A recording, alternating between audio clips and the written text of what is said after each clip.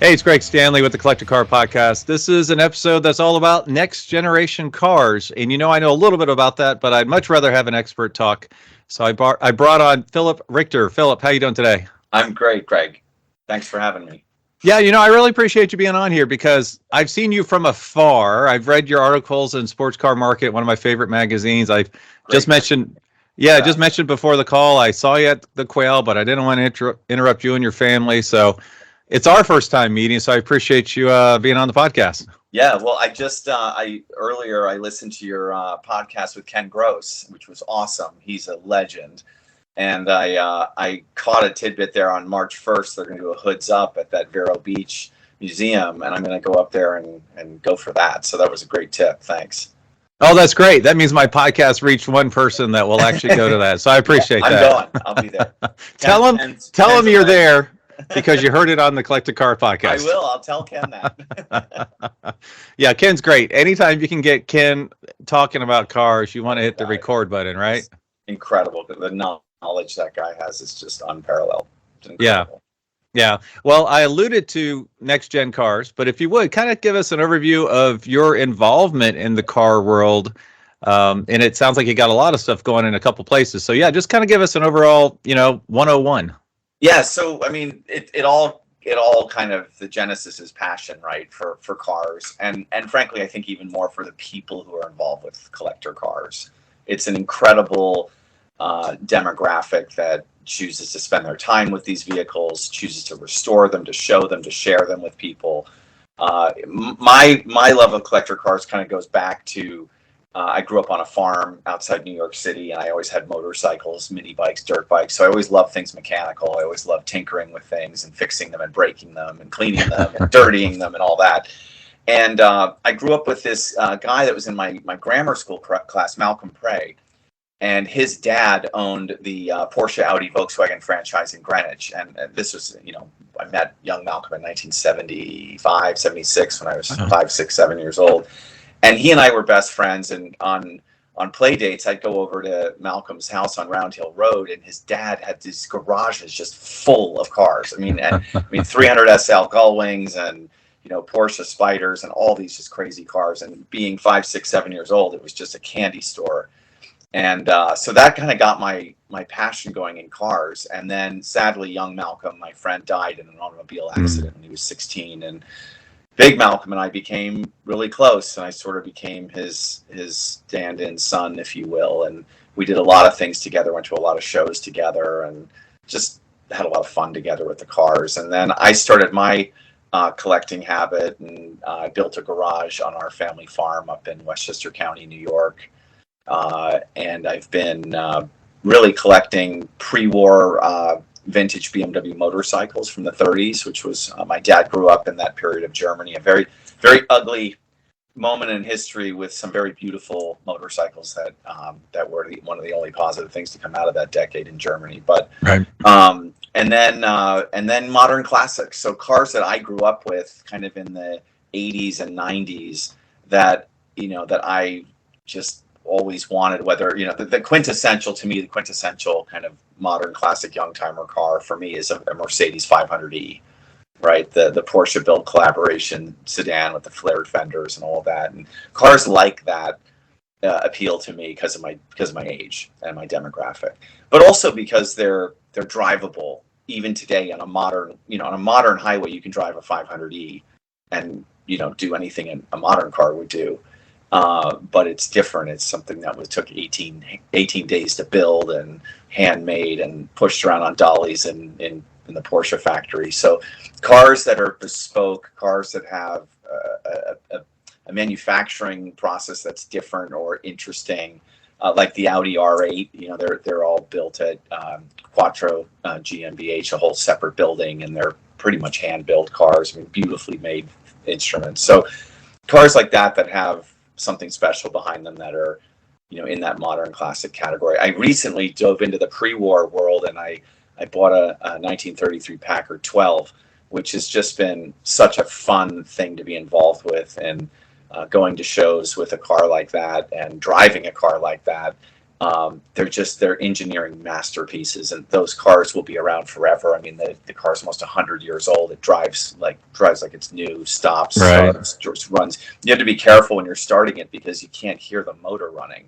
Right. It's like it sounds like a Tesla when it's idling. So it's fun. Met so many great people in the car world.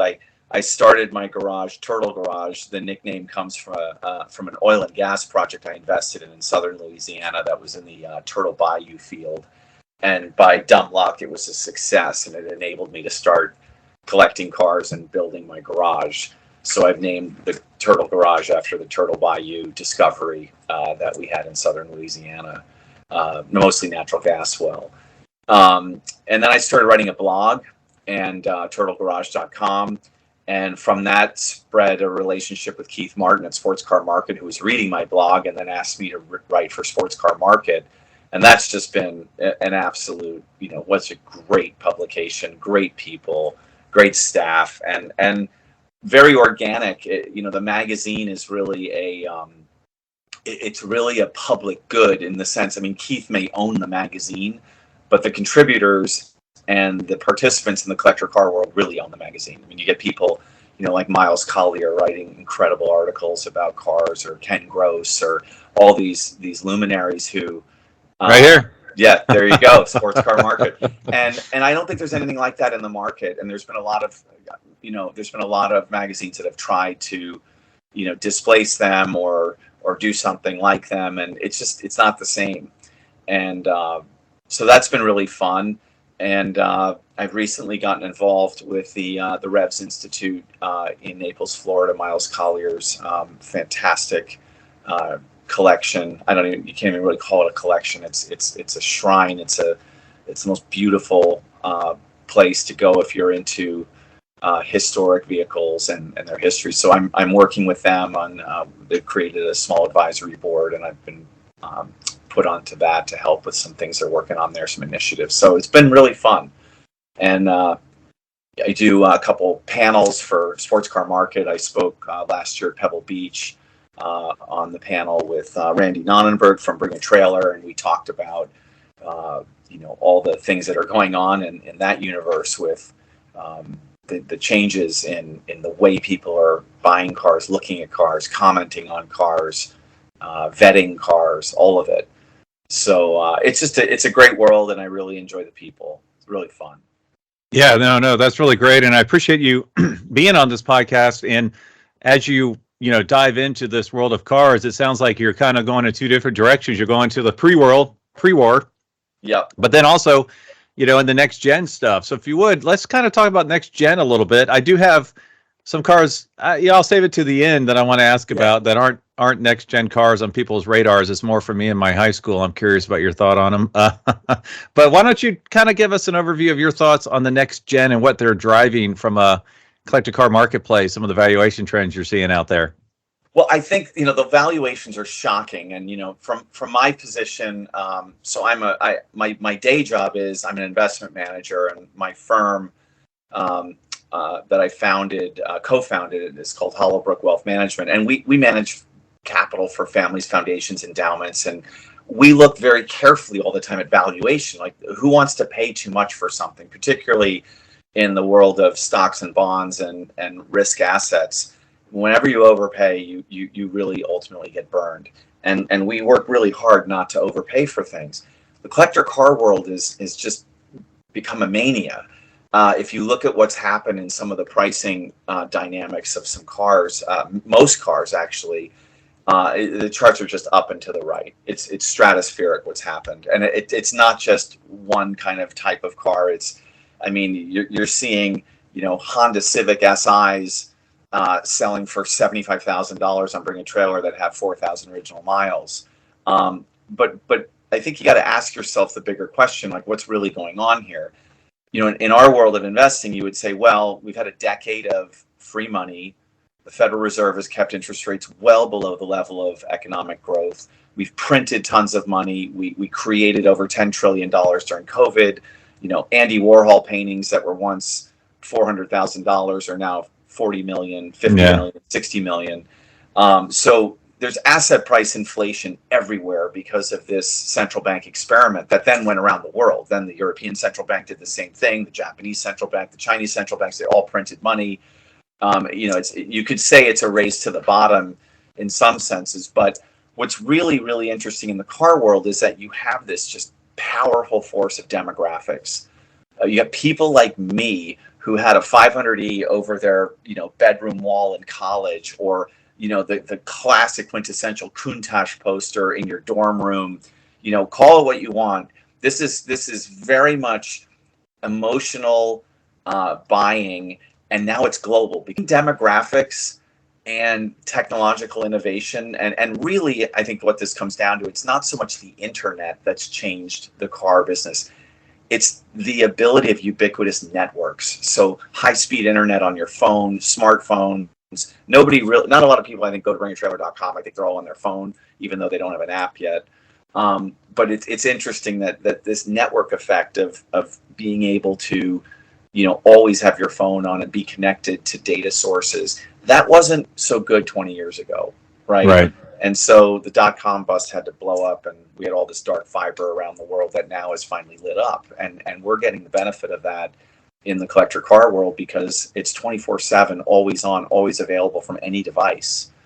And so demographics and these 24/7 very innovative sites, it's a big change in the industry. And I think you have to rethink your view of what's a car worth when so many eyeballs can see it. And there's passion here, which is very different than the investing world, where it's one thing to be passionate about pharmaceuticals and industrial stocks, but it's another thing to just overpay to buy, Pfizer.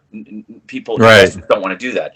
But that same investor will overpay for that Porsche 944 Turbo that they couldn't afford back in 1987, and now they want that car. And so that's what's going on here. And the youngtimer thing, or the next gen cars, I think really the real focal point here, and the interesting thing to talk about, is what's going on in the JDM market, or even just Japanese cars in general. The day I saw on Bring a Trailer a couple of years ago that a Supra sold for six figures, I just was like, oh my God. These are cars that, yes, the Supra was a badass car when it came out. A friend of mine had one new, big wing. The thing was just a powerhouse, Right. but it was a Supra, right? It's a Toyota.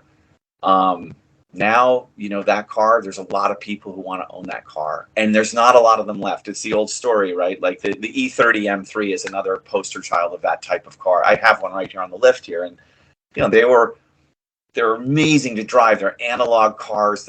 They're just drop dead gorgeous with the flares, but they were used up. Like, those cars were meant to be driven. They were raced. They put roll cages in them. People drove them.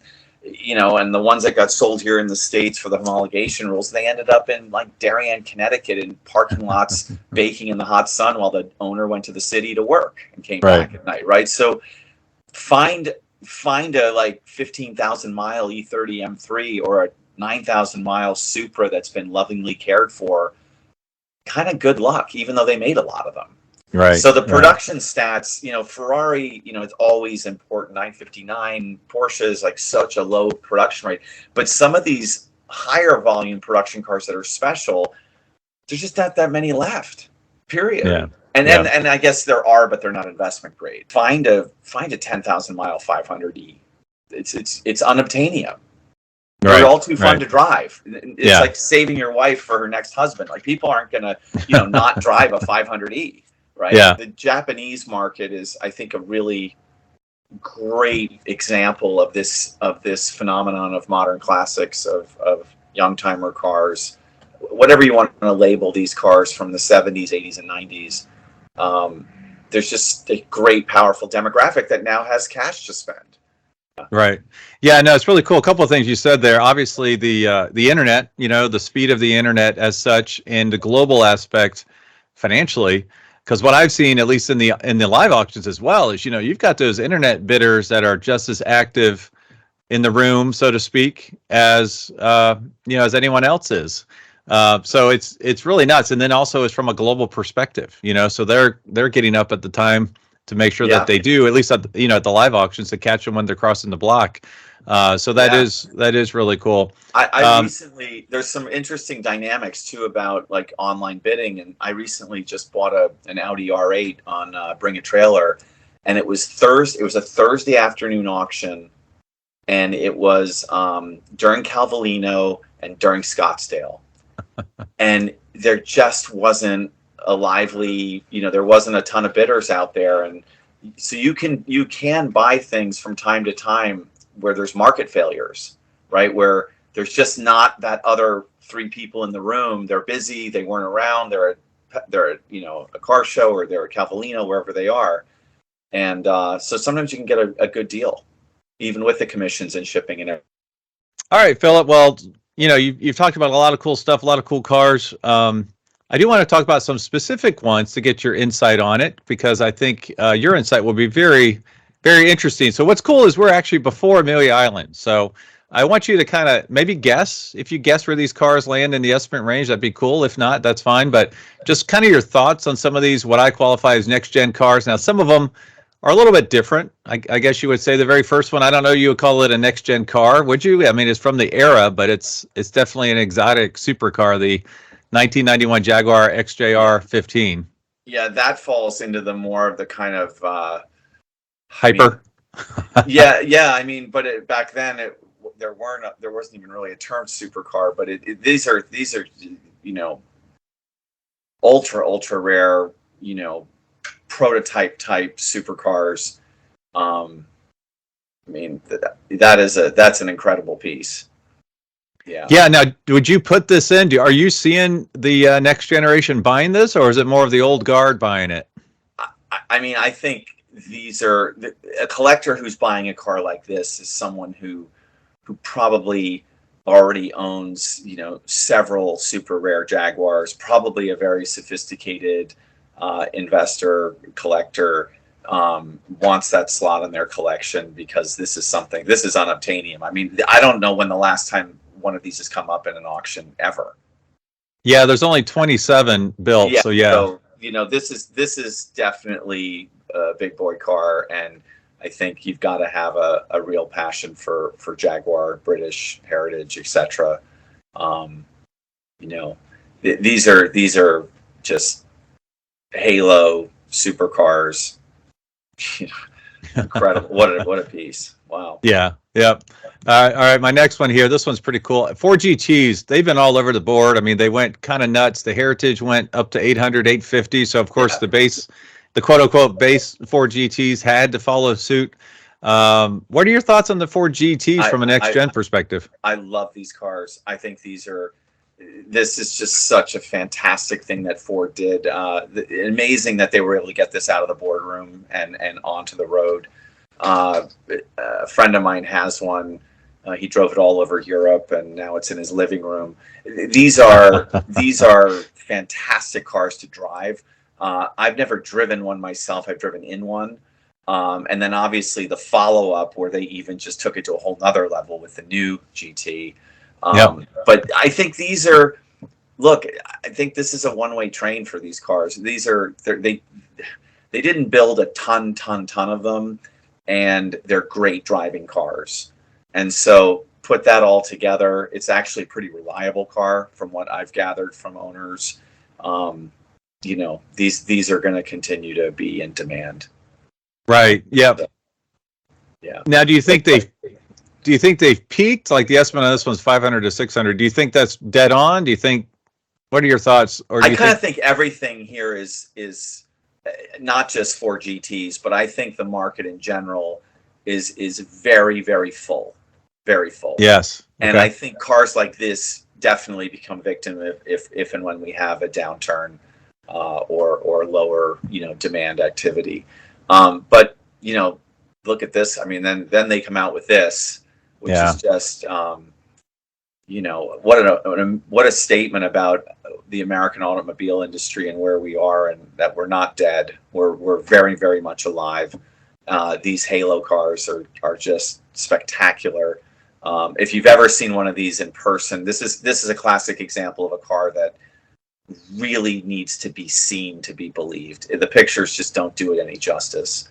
You have to see these in person, and they're beautifully built. A lot of carbon fibers you can see, and just a stunning car. But yeah, I think these are, I think all of these things are very full. Very full. Okay. Yep. It wouldn't surprise me to see Ford GTs trading down, a year or two from now, that at least that generation, not the prior generation to this. But, these are, in the long run, they'll be great cars to own. And you enjoy a car like this. This is a car. I don't think people should, in general, I don't recommend buying cars as investments. I think you buy cars for passion. And if you have good taste and you buy the right thing, you're going to do very well financially anyways. But that's not why you're buying these assets. Right. Unless you're a dealer, of course. That's a different topic. Yeah. Yeah, and this is the 2020 Ford GT Carbon Series we're talking about. And I've always loved the rear flying buttress on these things. It's just unbelievable the way they designed it. Yeah. I would put this car up against anything built by anybody. McLaren, Porsche, anybody. Lamborghini. This car is badass. Yeah.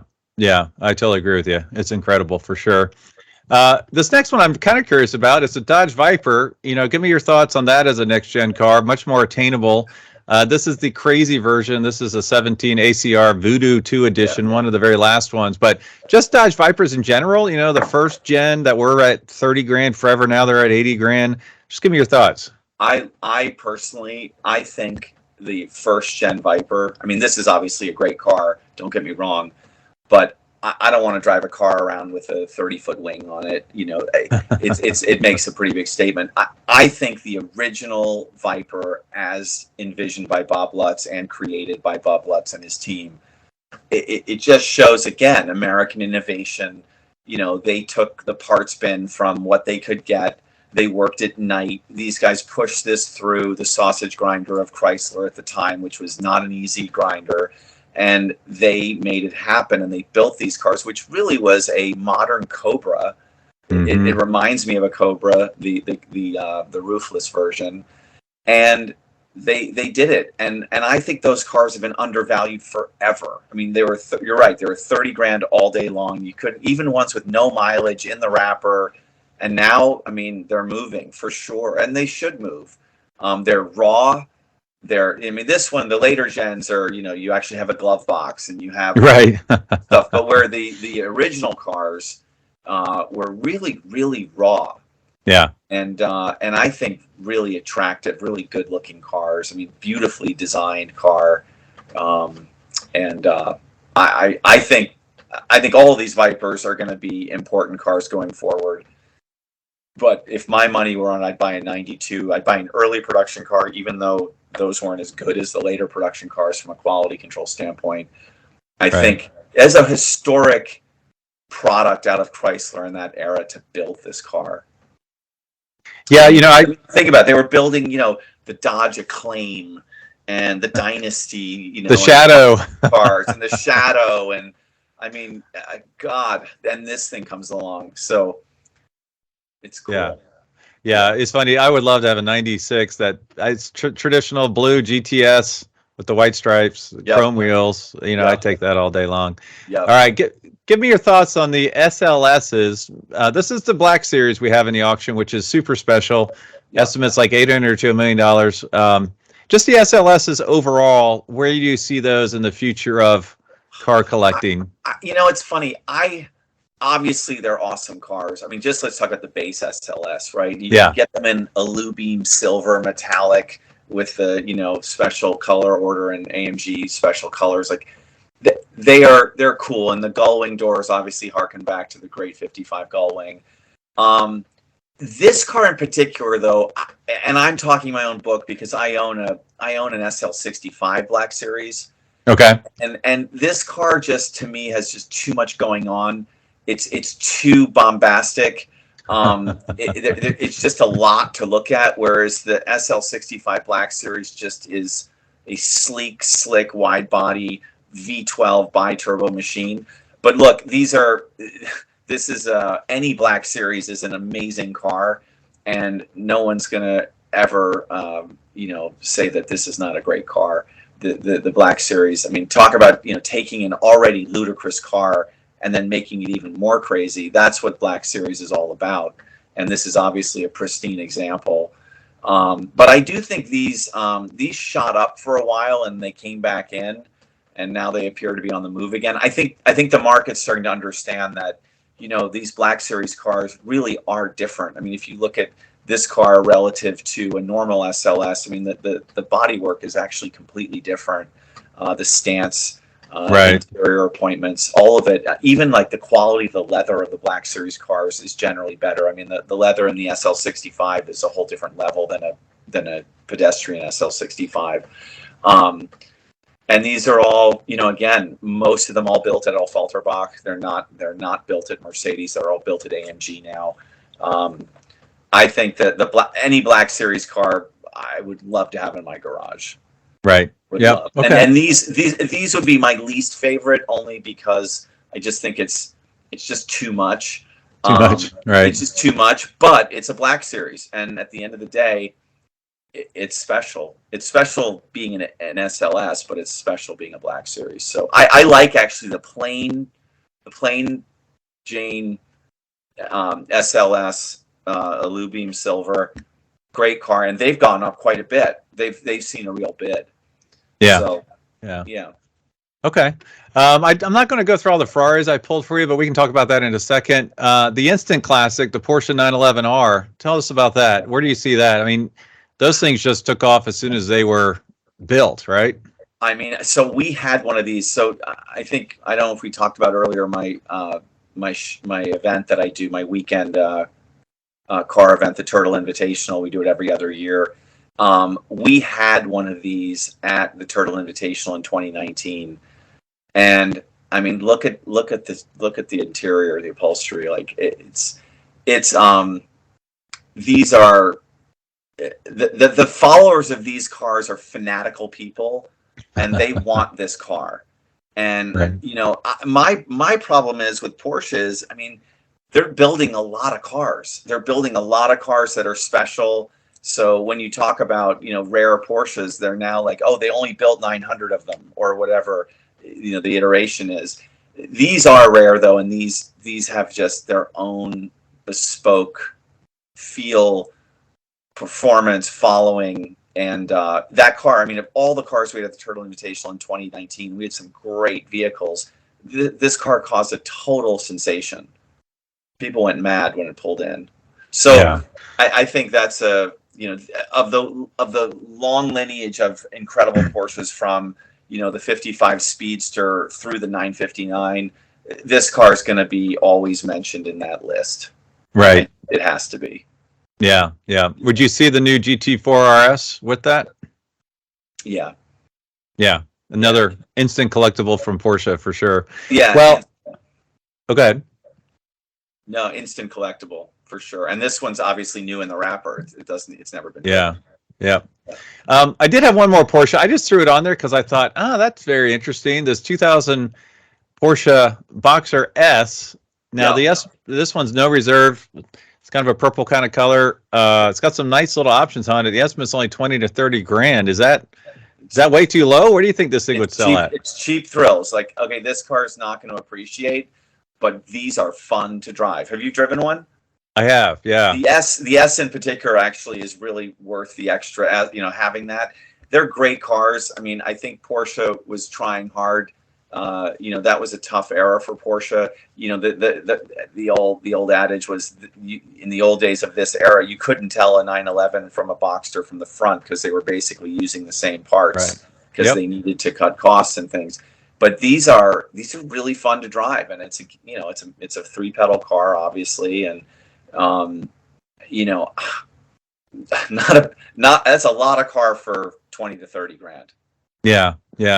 Well, I do know we need to go before too long here, but I did want to ask you, getting back to more of the JDM aspect of the world, what are your thoughts on the R34 as it becomes, they're slowly becoming legal to bring into the US? Do you think as there's more prices will go up, or do you think as there's more prices will go down? Do you think it's I think that's a car that is all about demand, and I think they could bring 100,000 of them into the United States, and I think there'd still be appetite for it, right? Oh, wow. Okay. Being facetious, but I think there's strong demand for that car, and a lot of the other JDM cars that are kind of obscure, that are now becoming old enough to be imported to the U.S. And I think you're going to see a lot more of those types of cars coming in and buyers to buy them. Any barrier to it mostly being right-hand drive and stick shift? I don't think so. I think that just makes it quirky and unusual, and then it's truly a JDM car, right? Like right-hand drive just says it all. So I don't think so. I think this is all stuff that's not going to happen again, right? Right. Like we're moving towards the appliance car, right? We're all going to be driving eventually, if the regulators have what they want. We're all going to be driving oversized golf carts. Right. And these are things that I think the market's realizing that, like, the V12 X, Y, and Z is not going to be built anymore. Right. And these are beautiful, like these Ferraris that we were going to talk about, the F40 or the GTO or the F50.